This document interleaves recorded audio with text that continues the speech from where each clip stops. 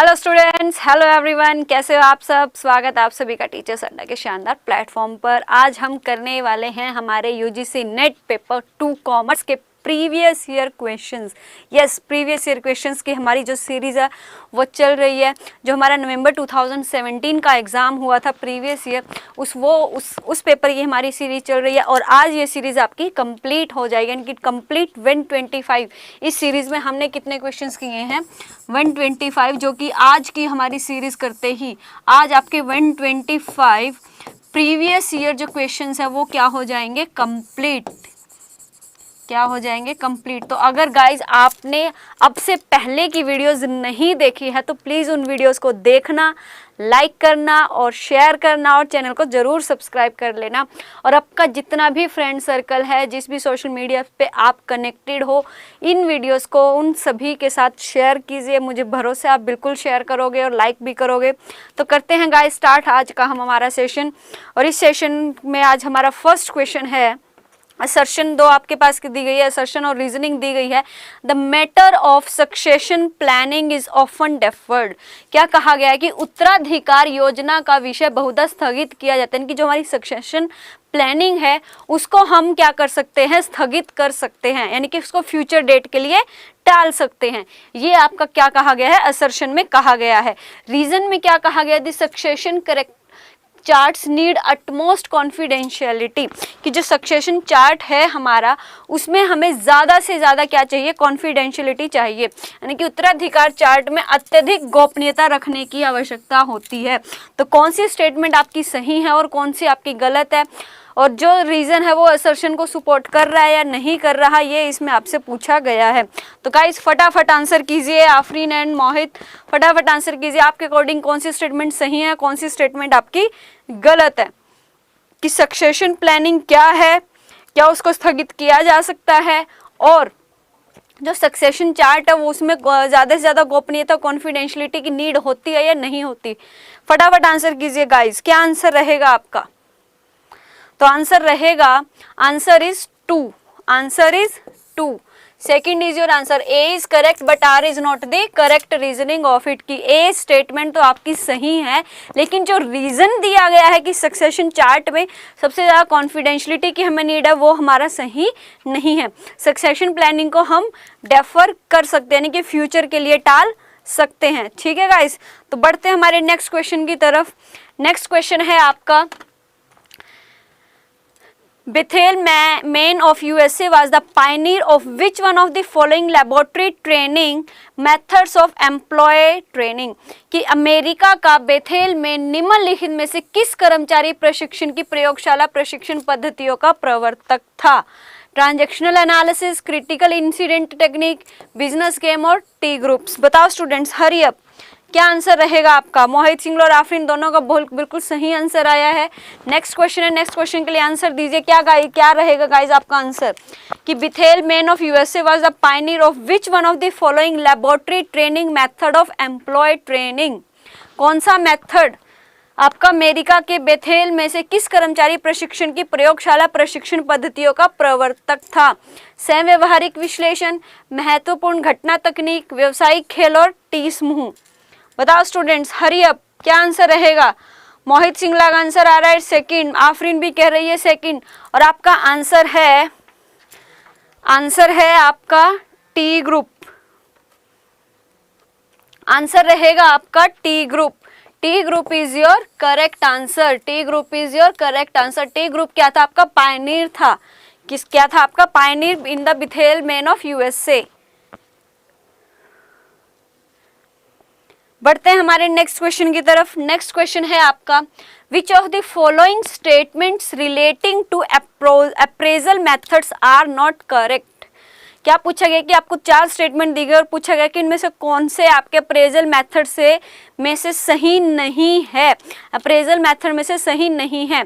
First statement में आपका दिया गया है, MBO program is built on the assumption that individuals always need not be responsible and self directed and thus need to be motivated to work towards objectives. Second statement में कहा गया, forced distribution method was developed by the Karl Marx. कि force distribution जो हमारा method है वो किसने दिया था, कार्ल मार्क्स ने दिया था। सेकंड स्टेटमेंट ये कह रही है। थर्ड स्टेटमेंट में आपका कहा गया peer evaluation and self appraisal need to be done on well defined parameters in checklist method, कि जो पीयर इवेल्युएशन है और जो सेल्फ अप्रेजल है चेकलिस्ट मेथड में वेल डिफाइंड पैरामीटर्स होते हैं। स्टेटमेंट फोर्थ में आपका कहा गया है forced choice method consist of 7 main factors on 3 point rating scale, कि जो 3 पॉइंट रेटिंग स्केल है उसमें 7 मेन फैक्टर में से जो फोर्स्ड चॉइस है वो एक सबसे मेन मेथड है आपका। हिंदी स्टूडेंट्स के लिए मूल्यांकन पद्धतियों के संबंध में निम्नलिखित में से कौन सा कथन सही नहीं है।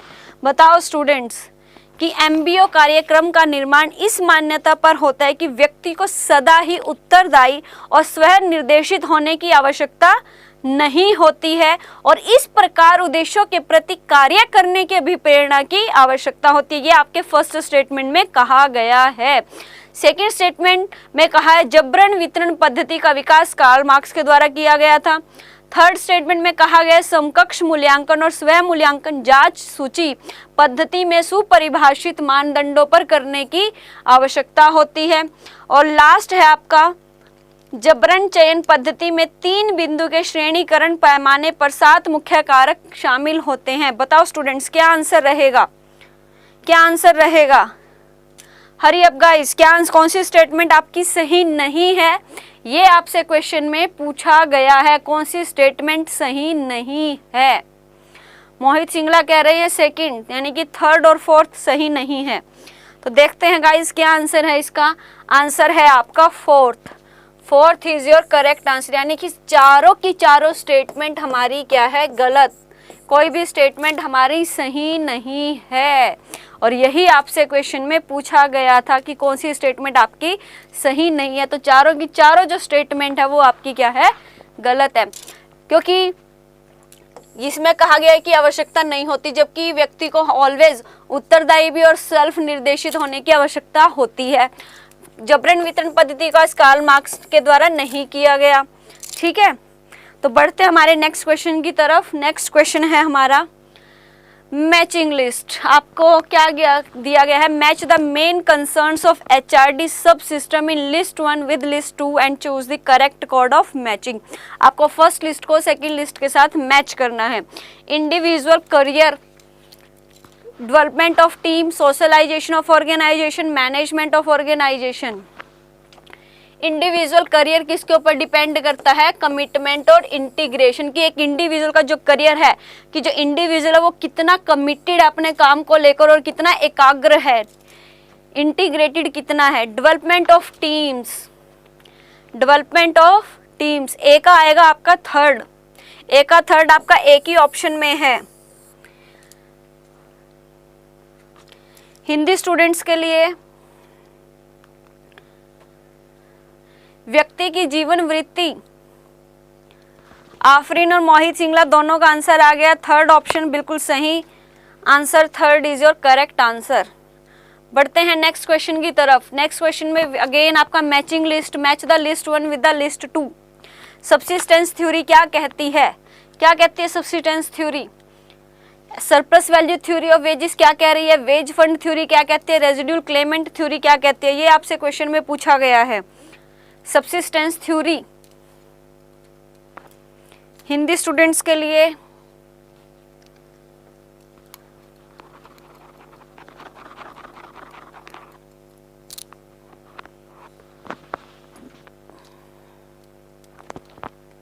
बताओ स्टूडेंट्स क्या आंसर रहेगा, क्या आंसर रहेगा आपके अकॉर्डिंग? निर्वाह जो सिद्धांत है हमारा वो क्या कहता है?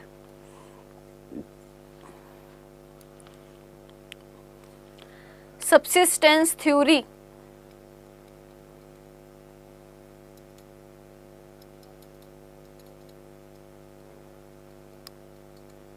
हरी अप गाइस, आंसर कीजिए, क्या आंसर रहेगा सब्सिस्टेंस थ्योरी?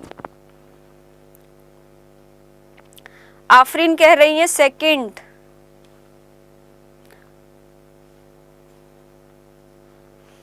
चलो जी देखते हैं क्या आंसर है इसका। आंसर है आपका फर्स्ट, ए का आएगा आपका फोर्थ।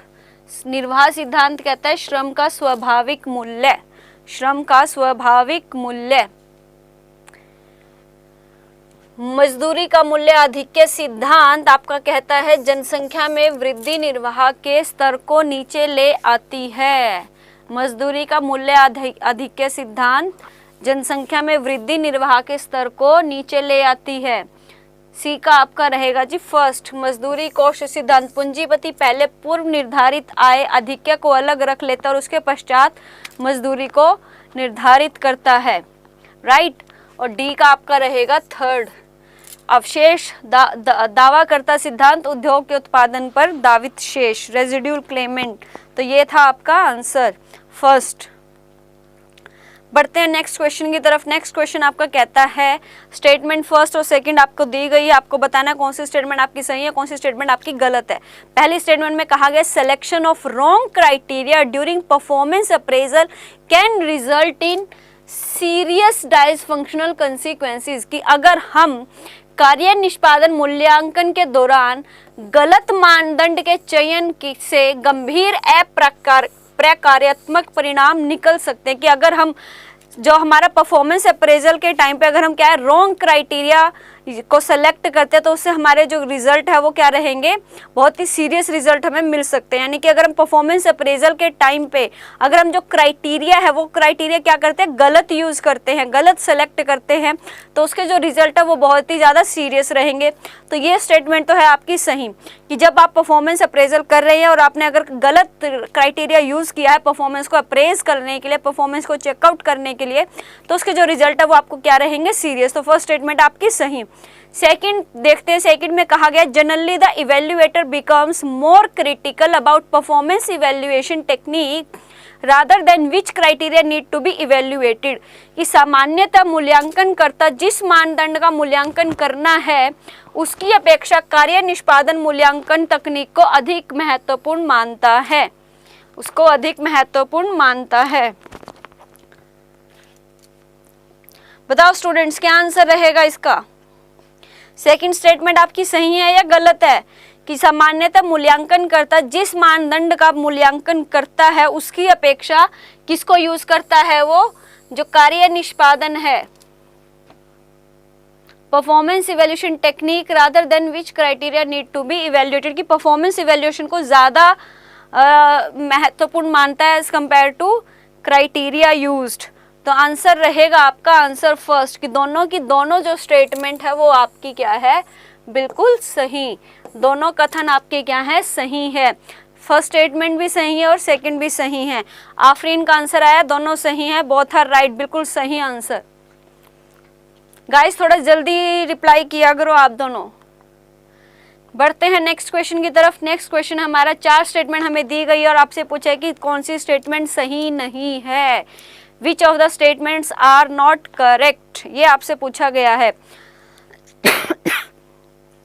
फर्स्ट स्टेटमेंट है social assistance is financed by tripartite and bipartite contributions, कि सामाजिक सहायता का वित्तीयन त्रिपक्षीय द्विपक्षीय अंशदानों के द्वारा किया जाता है। सेकंड स्टेटमेंट में है social insurance ignores the income and means of liable relation, सामाजिक बीमा उत्तरदायी संबंध की आय और साधनों की उपेक्षा करता है, राइट। थर्ड स्टेटमेंट में कहा गया है सामाजिक सहायता उत्तरदायी संबंधों पर लाभार्थी को पहला प्रभार देती है। Social assistant makes the beneficiary first charge on the liable relation. Next कहा गया social assistance aims at to provide maximum subsistence to those who cannot make it on their own, सामाजिक सहायता का उद्देश्य उन लोगों को अधिकतम निर्वाह प्रदान करना है जो स्वयं ऐसा नहीं कर सकते। बताओ स्टूडेंट्स कौन सी आपकी स्टेटमेंट सही है और कौन सी स्टेटमेंट आपकी गलत है। फटाफट स्टूडेंट्स फटाफट आंसर कीजिए, फटाफट क्या आंसर रहेगा आपका। Hurry up students, hurry up Mohit, Afreen फटाफट आंसर कीजिए। आफरीन कह रही है सेकंड एंड थर्ड स्टेटमेंट सही नहीं है, ओके।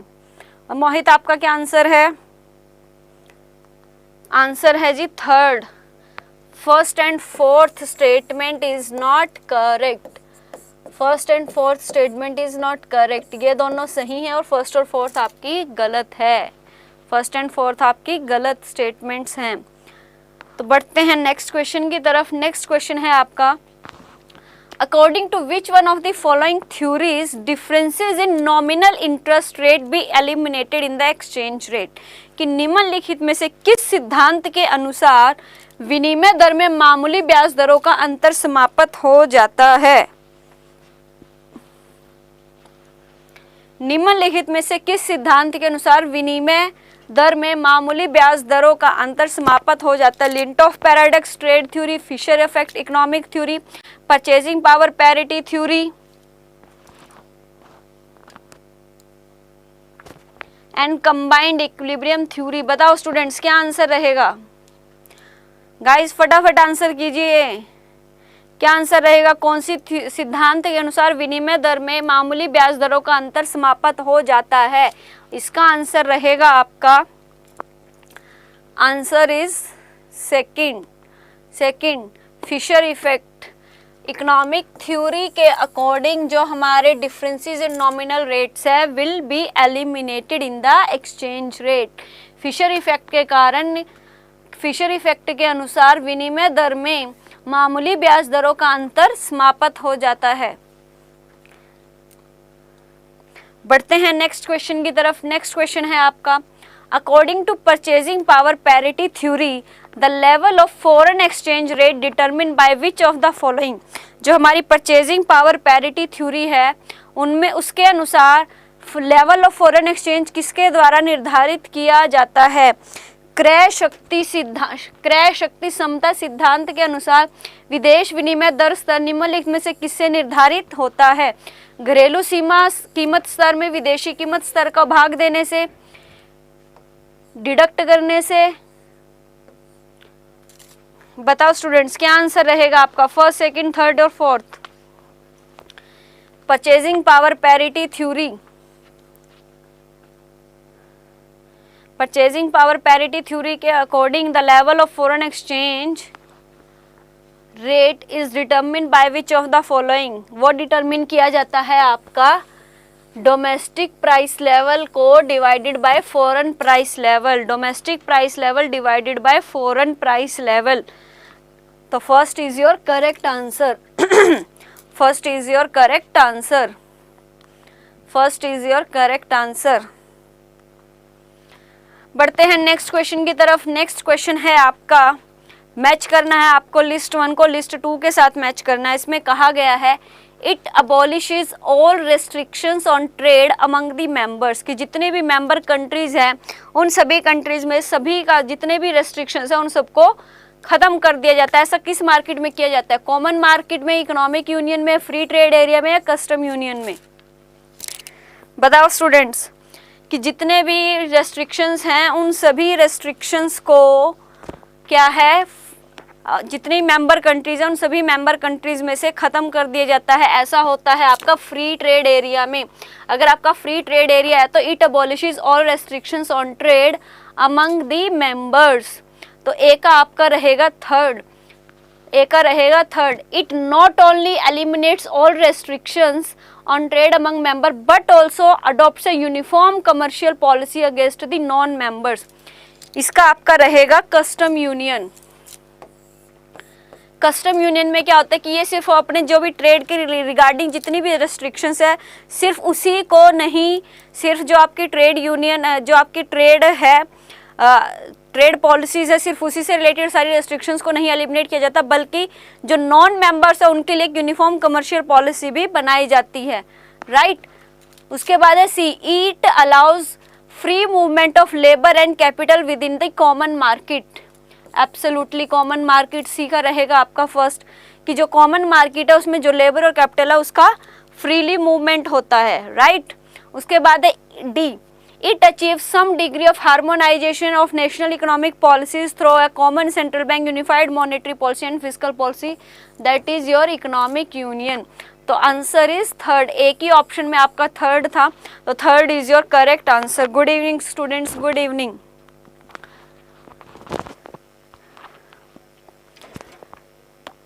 हिंदी स्टूडेंट्स के लिए तो आंसर रहेगा जी आपका third is your correct answer. बढ़ते हैं नेक्स्ट क्वेश्चन की तरफ। नेक्स्ट क्वेश्चन में आपसे पूछा गया है, असर्शन गिवन है, रीजनिंग गिवन है, पूछा गया कि कौन सा ठीक है कौन सा गलत है, सपोर्ट करता है नहीं करता। फर्स्ट जो असर्शन है उसमें कहा गया है Indian companies have established subsidiaries and joint ventures in a number of countries in different manufacturing industries and service sector। ये असर्शन में कहा गया है आपसे। हिंदी स्टूडेंट्स के लिए, भारतीय कंपनियों ने विभिन्न विनिर्माण उद्योगों और सेवा क्षेत्र में बहुत से देशों में अनुषंगी कंपनियों और संयुक्त उद्यमों की स्थापना की है। ठीक है जी, ये आपसे इसमें कहा गया है। रीजन में क्या है, by restricting the areas of operations and growth, the government policy seriously constrained the potential of Indian companies to make a foray into the foreign countries। Reason क्या दे रहे हैं, ये प्रचालन और वृद्धि के क्षेत्रों को प्रतिबंधित कर सरकारी नीति के कारण भारतीय कंपनियों की विदेश में भूमिका निर्वाह की संभाव्यता गंभीर रूप से बाधित है। बताओ स्टूडेंट्स क्या आंसर रहेगा आपका।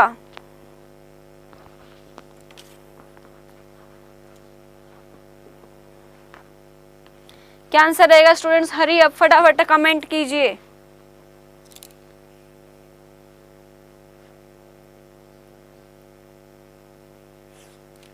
कि भारतीय कंपनियों ने विभिन्न विनिर्माण उद्योगों व सेवा क्षेत्रों में बहुत से देशों में अनुषंगिक कंपनियों संयुक्त उद्यमों की स्थापना की है। पहली स्टेटमेंट आपकी सही है, ठीक है। और सेकंड स्टेटमेंट में क्या कह रहा है, प्रचालन और वृद्धि के क्षेत्रों को प्रतिबंधित कर सरकारी नीति के कारण भारतीय कंपनियों की विदेश में भूमिका निर्वाह की संभाव्यता गंभीर रूप से बाधित हुई है। ये भी सही है। अब ये देखना है कि ये इसको सपोर्ट करता है या नहीं करता। मोहित कह रही है फोर्थ और आफरीन कह रही है फर्स्ट। तो देखते हैं, इसका आंसर है, आपका आंसर है 2। आंसर है 2। दोनों की दोनों सही है, लेकिन ये इसकी व्याख्या नहीं करती है। इसमें तो क्या कहा गया कि भारतीय कंपनियां विनिर्माण उद्योगों और सेवा क्षेत्रों में अनुषंगिक कंपनियों संयुक्त उद्यमों की स्थापना की है और यहाँ पर उनकी भूमिका निर्वाह के बारे में बात हो रही है। तो दैट्स वाई ये इसकी सही एक्सप्लेनेशन नहीं कर रहा है। ठीक है गाइज, बढ़ते हैं नेक्स्ट क्वेश्चन की तरफ। नेक्स्ट क्वेश्चन है आपका, automatic variations in the exchange rates in accordance with the variations in the balance of payment position tend to be automatically restore the balance of payment equilibrium। कि भुगतान संतुलन की स्थिति में विभिन्नता के अनुसार विनिमय दरों में स्वतः विभिन्नता में स्वतः भुगतान संतुलन साम्यता पुनर्बहाल करने की प्रवृत्ति होती है। ठीक है जी, ये आपके स्टेटमेंट फर्स्ट दी गई है। भुगतान संतुलन में कमी से विनिमय दर में बढ़ोतरी होती है। Deficiency in balance of payment increases the exchange rate. बताओ स्टूडेंट्स, जो आपकी सेकंड स्टेटमेंट है ये तो है गलत, क्योंकि बैलेंस ऑफ पेमेंट में अगर हम डेफिशिएंसी करेंगे तो वो एक्सचेंज रेट को नहीं बढ़ाता है। अगर हम अपने बैलेंस ऑफ पेमेंट में क्या करेंगे, डेफिशिएंसी करेंगे, तो उससे हमारी एक्सचेंज रेट नहीं बढ़ती है। तो सेकंड स्टेटमेंट तो है आपकी गलत। फर्स्ट स्टेटमेंट क्या कह रही है, automatic variations in exchange rate in accordance with the variations in balance of payments position tend to automatically restore the balance of payment equilibrium. कि अगर हमारे एक्सचेंज रेट में क्या होता है, ऑटोमेटिक वेरिएशंस होते हैं, तो वो हमारे बैलेंस ऑफ पेमेंट को इक्वलाइज कर देते हैं। बताओ स्टूडेंट्स, मोहित सिंगला कह रहे हैं फर्स्ट, आफरीन कह रही है फर्स्ट, राधे राधे भी कह रही है फर्स्ट। मोहित सिंगला कह रहे हैं first correct, second incorrect. So let's see what is the answer. First is the correct, first सही है, सेकंड गलत है। First is your correct answer. सभी स्टूडेंट्स का बिल्कुल सही आंसर आया है। वेल डन गाइस, इसी तरीके से आंसर्स करते रहिए। नेक्स्ट क्वेश्चन है, which among the following is not a correct statement. कि इनमें से कौन सी स्टेटमेंट आपकी सही नहीं है, ये आपसे क्वेश्चन में पूछा गया है। कौन सी स्टेटमेंट आपकी सही नहीं है। Designated bank refers to any bank in India which has been authorized by the RBI to act as banker of FII, right? Designated bank कौन से बैंक है? ऐसे बैंक जिसको आरबीआई ने क्या किया है? ऑथोराइज किया है। नामित बैंक से भारत में स्थित कोई भी ऐसा बैंक संदर्भित है जिसे भारतीय रिजर्व बैंक द्वारा विदेशी संस्थागत निवेशक के बैंकर के रूप में कार्य करने के लिए अधिकृत किया गया है।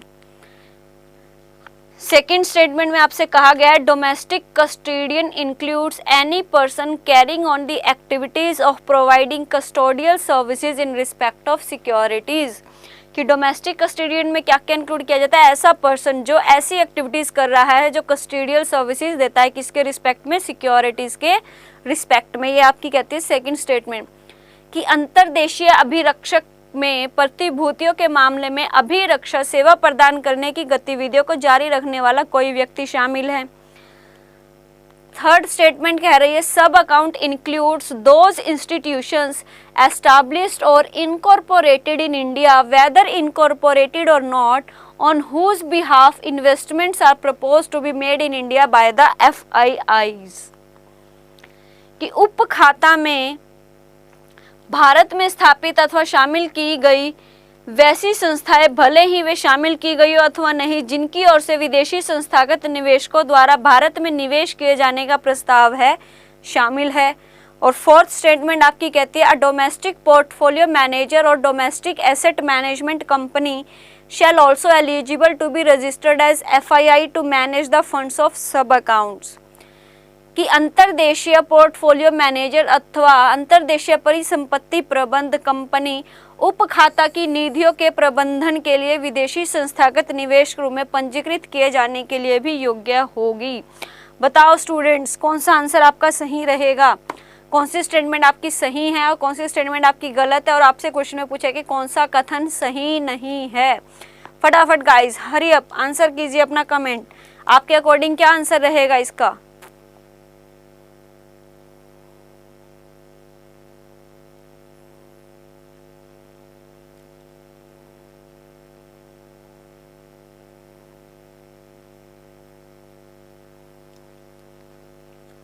हरी अप गाइस फटाफट आंसर कीजिए। आंसर है आपका थर्ड। आफरीन कह रही है सेकंड, आंसर है third. Third answer is your. First statement भी आपकी सही है, सेकंड भी सही है, फोर्थ भी सही है। थर्ड स्टेटमेंट है वो क्या है आपकी? गलत है। लो जी लो, इंग्लिश में लो आप। आफरीन कह रही हैं कंफ्यूजन है, confusion.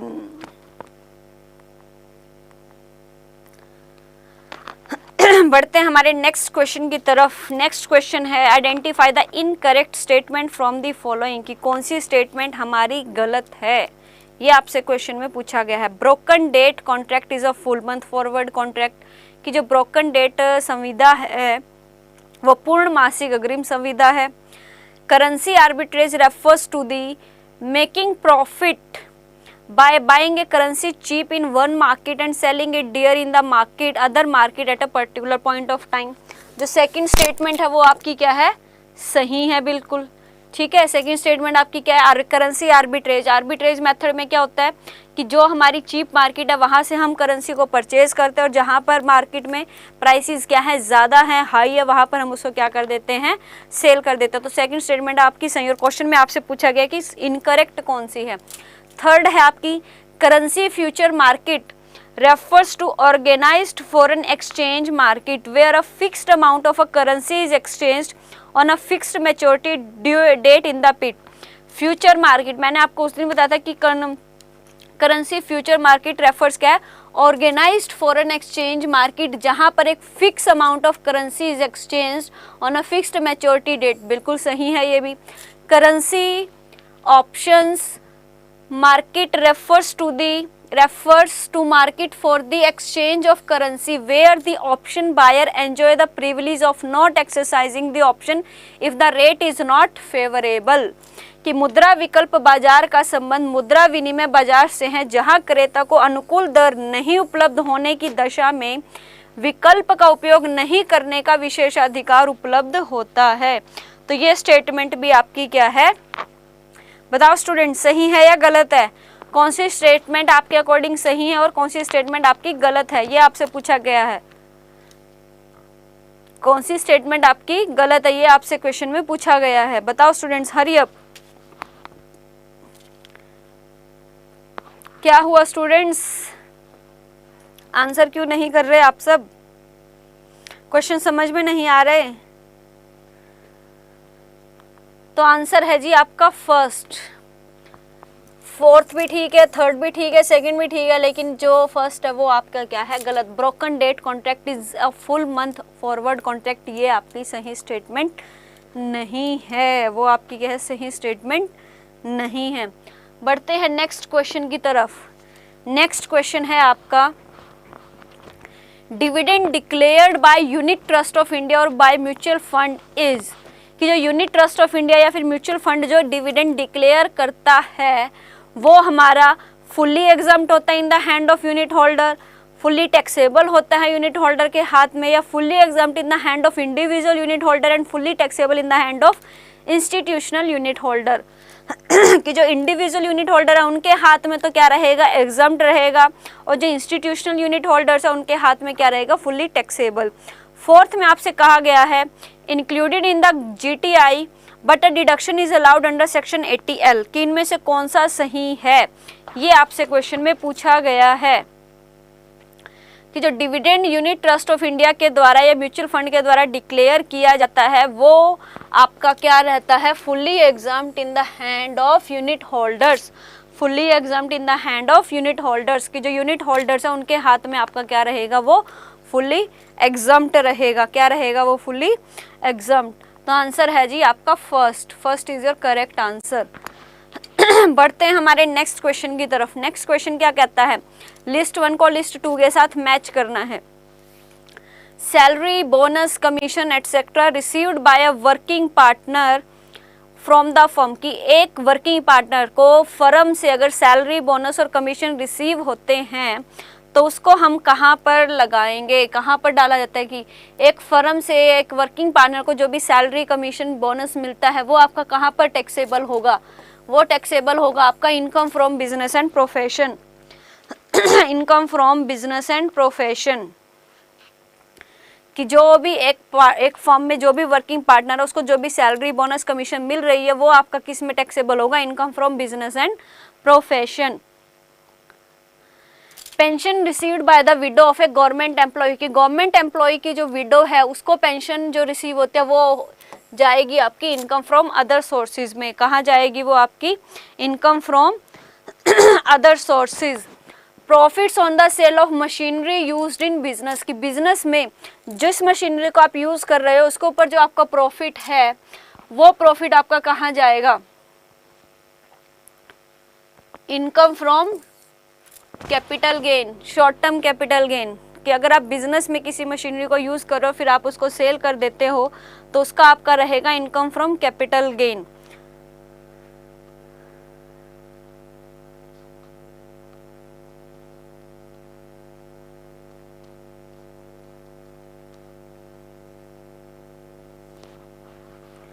compensation received from the government on compulsory acquisition of land and profit earned, ये जाएगा जी आपका इनकम फ्रॉम कैपिटल गेन।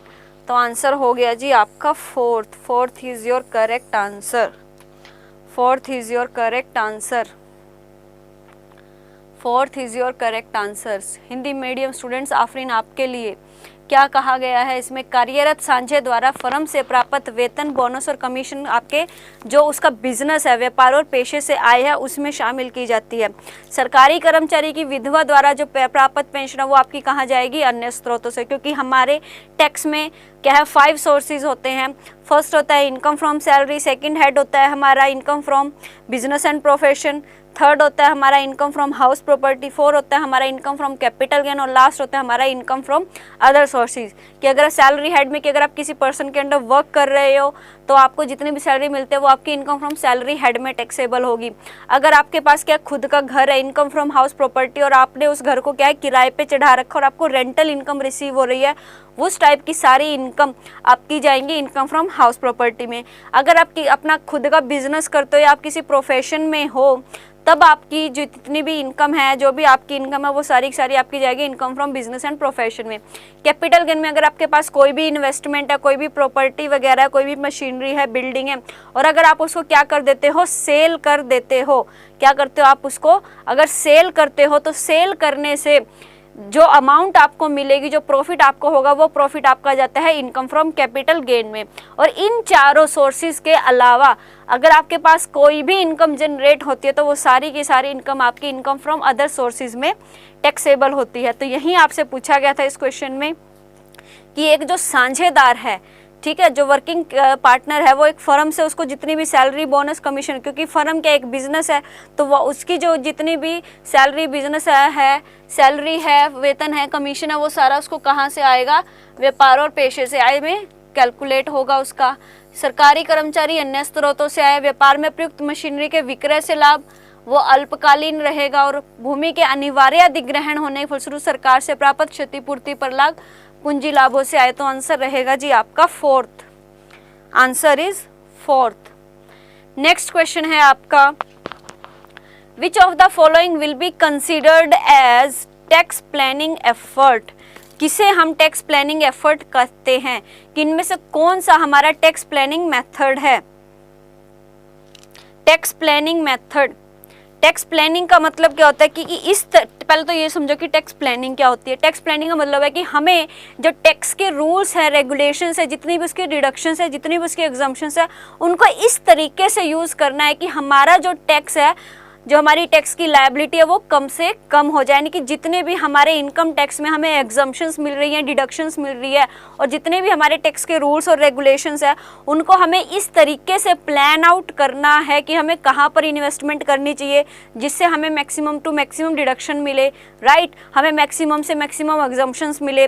और ऐसा क्यों, ताकि ये सब करने का हमारा जो मेन लॉजिक है वो क्या रहता है कि हमारी जो टैक्स की लायबिलिटी है, उस टैक्स लायबिलिटी को हम कम से कम कर सके। तो इनमें से कौन सा एफर्ट ऐसा है जो टैक्स प्लानिंग को बयां करता है, एक्सप्रेस करता है। तो आइए स्टूडेंट्स पढ़ते हैं। पहली स्टेटमेंट में कहा गया, mister A purchased a house for self residence of ₹80 lakh by taking a loan of ₹60 lakh from SBI at 10% interest instead of using own funds. इसमें क्या कहा गया कि एक मिस्टर ए थे, उसने अपने खुद के रहने के लिए एक घर परचेज किया 80 लाख रुपए का, जिसमें से 60 लाख रुपए उसने SBI से लोन लिया। उसने अपने खुद के फंड्स यूज नहीं किए, बल्कि क्या किया है, बैंक से लोन ले लिया। और फिर क्या किया, अब बैंक से अगर वो लोन लेगा और उसको फिर वो सेल्फ रेजिडेंस के लिए यूज कर रहा है, राइट, सेल्फ रेजिडेंस के लिए यूज कर रहा है, तो वो क्या है, आपकी इनकम फ्रॉम हाउस प्रॉपर्टी तो होगी नहीं। तो ये आपका टैक्स प्लानिंग एफर्ट नहीं है। क्यों नहीं है, क्योंकि वो सेल्फ रेजिडेंस के लिए यूज करता है। हाँ, उसने लोन लिया, अपने खुद के फंड्स यूज नहीं किए, बल्कि SBI से लोन लिया, तो यहाँ पर उसको इंटरेस्ट में तो डिडक्शन मिल जाएगी, डिडक्शन तो मिल जाएगी, लेकिन सेल्फ रेजिडेंस के लिए यूज कर रहा है। तो सेल्फ रेजिडेंस के लिए यूज कर रहा है, तो उसको इनकम फ्रॉम हाउस प्रॉपर्टी में टैक्सेबल ये नहीं होगा, वो उसको रेंटल इनकम नहीं होगी। तो फर्स्ट तो ऑप्शन है वो आपकी टैक्स प्लानिंग को बयान नहीं करता है। सेकंड स्टेटमेंट में कहा गया है, mister A made investment in purchasing 12% redeemable debentures of TISCO worth ₹1.5 lakh. Mister A था, उसने क्या किया, 12% रिडीमेबल डिबेंचर्स परचेज करे, किसके, टिस्को कंपनी के, वर्थ ₹1.5 लाख की। जो मिस्टर ए था, उसने टिस्को कंपनी के 1.5 लाख रुपए के 12% रिडीमेबल डिबेंचर्स परचेज करी है। उसकी क्या है, एक इन्वेस्टमेंट है, इन्वेस्टमेंट है, तो यहाँ पर भी उसकी क्या है, टैक्स प्लानिंग नहीं हो रही है। मिस्टर ए क्या है, उसने क्या किया, रिडीमेबल डिबेंचर्स परचेज करे, डिबेंचर यानी कि इन्वेस्टमेंट कर दिया उसने, ठीक है। और टिस्को क्या है, गवर्नमेंट कंपनी है, टिस्को क्या है, एक गवर्नमेंट कंपनी है, गवर्नमेंट कंपनी है। तो यहाँ पर जो इसका इंटरेस्ट रेट है, जो इसको क्या मिलने का, जो डिबेंचर्स एंड डिबेंचर्स के ऊपर जो उसको इंटरेस्ट मिलेगा, वो उसका क्या रहेगा, ऑलरेडी टैक्स फ्री रहेगा। वो क्या होगा आपका, ऑलरेडी टैक्स फ्री रहेगा, ठीक है जी। तो ये भी स्टेटमेंट जो है आपकी टैक्स प्लानिंग को बयान नहीं करती है, राइट। उसके बाद इसमें कहा गया है mister A purchased 100 gram gold biscuit of ₹2.5 lakh from SBI on the occasion of Diwali, कि दिवाली के ओकेजन पर मिस्टर ए ने 100 ग्राम गोल्ड के बिस्कुट परचेज किए हैं जो क्या है 2.5 लाख रुपीस के हैं। 2.5 लाख रुपीस के मिस्टर ए ने दिवाली के टाइम पे SBI से क्या किया है 100 ग्राम का गोल्ड बिस्किट परचेज किया है। तो इस टाइम पे अगर आप परचेज करोगे 2.5 लाख रुपए के, आपने क्या किया, ये इन्वेस्टमेंट की है। क्या की है, ये इन्वेस्टमेंट की है। और गोल्ड को अगर आप फ्यूचर में जाके सेल करोगे तो उससे आपकी क्या है वैल्यू क्या बढ़ेगी गोल्ड की, कि आपने दिवाली के ओकेजन पे तो आपने क्या किया, गोल्ड को परचेज कर लिया, 2.5 लाख रुपए का गोल्ड, 100 ग्राम गोल्ड के बिस्कुट आपने परचेज कर लिए। बाद में जब आप इसको सेल करोगे तो इसकी जो वैल्यू है वो आपकी क्या हो जाएगी, इंक्रीज। इसकी जो वैल्यू वो आपकी क्या होगी, इंक्रीज। और इससे आपको क्या मिलेगा, टैक्स प्लानिंग इफेक्ट मिलेगा, यानी कि आपकी जो टैक्स जो है वो आपका सेव होगा। तो थर्ड ऑप्शन है जिसमें आपकी जो टैक्स प्लानिंग एफर्ट हो रहा है।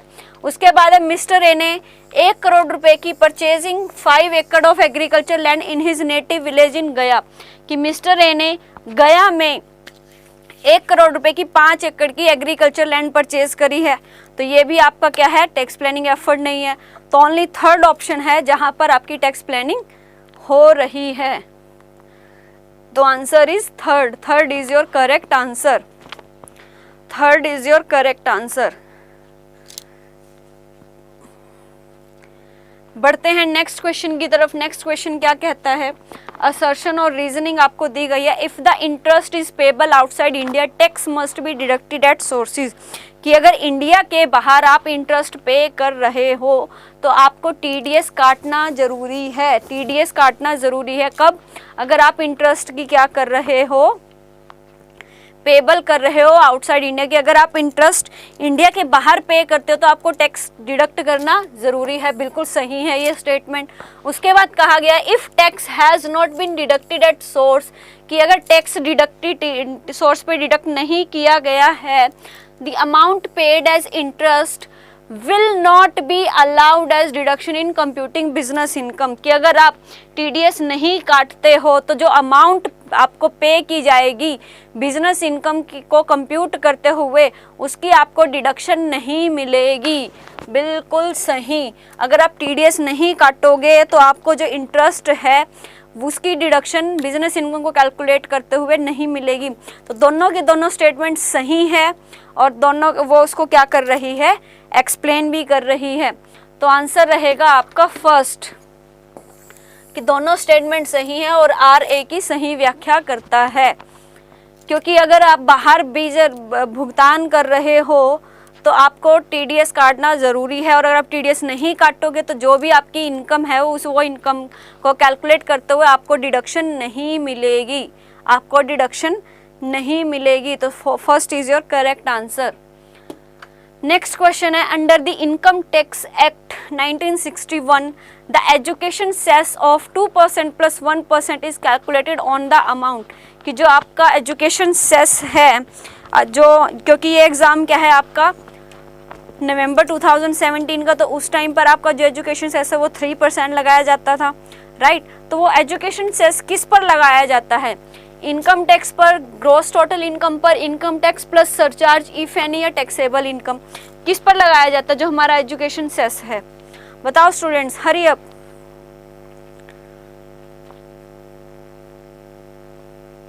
किस पर लगाया जाता है? हमारा जो एजुकेशन सेस है वो किस पर कैलकुलेट किया जाता है? सबसे पहले होती है हमारी ग्रॉस टोटल इनकम, फिर इसमें से हमारी क्या है डिडक्शंस माइनस की जाती हैं under section 80C to 80U, right. उसके बाद आती है हमारी taxable income,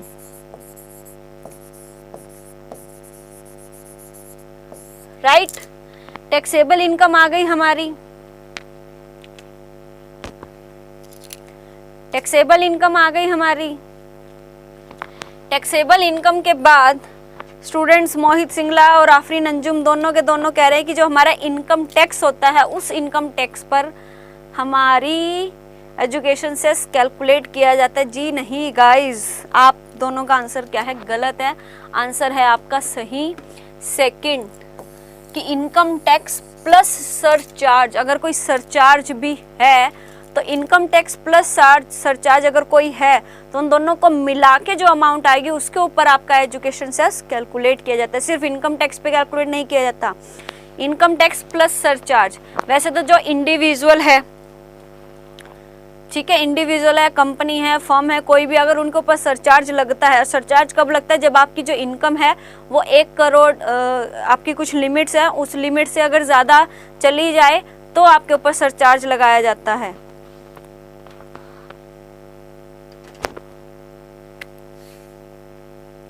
income tax plus surcharge अगर हो उसके ऊपर ही आपका एजुकेशन सेस कैलकुलेट किया जाता है।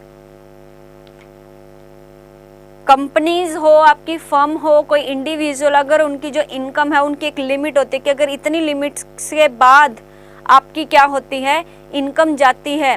अगर आपकी इतनी एक लिमिट फिक्स की जाती है कि इंडिविजुअल की अगर इनकम 10 करोड़ या एक लिमिट है, उस लिमिट के बाद अगर आपकी क्या है इनकम जाती है तो आपको सरचार्ज देना पड़ता है, राइट। और अगर वो सरचार्ज है प्लस इनकम टैक्स है तो दोनों है, उसके ऊपर हमारा जो एजुकेशन सेस है वो कैलकुलेट किया जाता था। मुझे ठीक है गाइस, तो नेक्स्ट क्वेश्चन है आपका, exemption under section 54 of the income tax act 1961 shall not be allowed if the assessee on the date of transfer owns की आयकर अधिनियम 1961 की धारा 54F के अंतर्गत कर मुक्ति स्वीकृत नहीं होगी यदि हस्तांतरण के दिन करदाता के पास कोई आवासीय भवन हो, कोई आवासीय भवन जो किराए पर दिया गया हो, या निजी आवास हेतु प्रयुक्त भवन हो, या एक से अधिक आवासीय भवन हो। बताओ स्टूडेंट्स कि अगर आपकी जो सेक्शन 54F क्या कहते हैं कि अगर आपको सेक्शन 54 के अंडर एग्जम्पशन लेनी है, डिडक्शन लेनी है, तो आपके पास जिस दिन आप अपने घर को ट्रांसफ़र कर रहे हो उस दिन आपके पास एक से ज़्यादा रेजिडेंशियल हाउस नहीं होने चाहिए।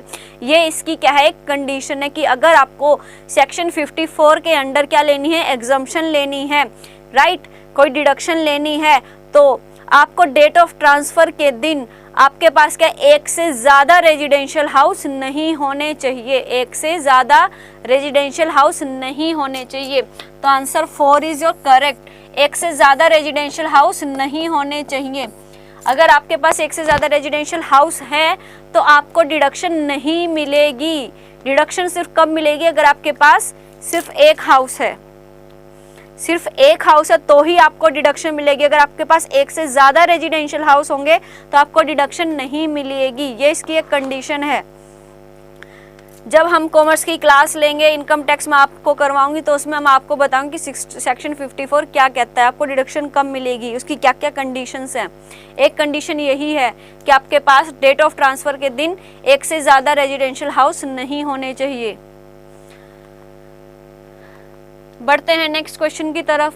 The income from sale of machinery used in business is treated as, income from sale of machinery used in business, व्यापार में प्रयुक्त मशीनरी के विक्रय से प्राप्त आय को क्या माना जाता है। Income from business and profession, short term capital gain, long term capital gain, income from other sources. बताओ स्टूडेंट्स क्या आंसर रहेगा। Income from sale of machinery used in business, कि अगर आप अपने बिजनेस में किसी मशीनरी को यूज़ कर रहे हो और उसको सेल करते हो तो वो आपका क्या कहलाएगा। अभी पीछे क्वेश्चन आया था जिसमें हमने मैचिंग की थी, वहाँ पर भी एक क्वेश्चन था कि अगर आप अपने बिजनेस में क्या करते हो, किसी मशीनरी को यूज़ करो और आप उस मशीनरी को क्या कर देते हो, सेल कर देते हो, तो वो सेल से होने वाली जो इनकम है वो आपकी क्या कहलाएगी, बिजनेस एंड प्रोफेशन की income, short term capital gain, long term capital gain, या income from other source. Mohit Singhal और आफरीन का आंसर आ रहा है और दोनों का आंसर बिल्कुल सही है। Short term capital gain is your correct answer. Short term capital gain is your correct answer, उसे हम कहते हैं शॉर्ट टर्म कैपिटल गेन। तो ये थे क्वेश्चन गाइज, आज के क्वेश्चन यहीं पर ख़त्म होते हैं। जो हमारा नवंबर 2000 और इन्हीं क्वेश्चन के साथ हमारा जो नवंबर 2017 का एग्ज़ाम है वो भी कंप्लीट होता है। तो गाइज इन सभी क्वेश्चन के रिगार्डिंग अगर आपको कोई डाउट है तो आप मुझसे पूछिए। अदरवाइज इस जो हमारी ये वीडियो है उसको जितना ज़्यादा हो सके लाइक कीजिए, शेयर कीजिए और कमेंट कीजिए और चैनल को सब्सक्राइब कीजिए। और इस वीडियो को जितना ज़्यादा हो सके आपको क्या करना है, शेयर करना है अपने फ्रेंड सर्कल के साथ जो यूजीसी नेट पेपर 2 कॉमर्स के लिए क्या कर रहा है, तैयारी कर रहा है। तो कल हम सेम टाइम 4:30 फिर हमसे जुड़िएगा। कल आपके लिए और प्रीवियस ईयर क्वेश्चंस लाए जाएंगे और अपनी प्रैक्टिस करिएगा। Thank you so much guys.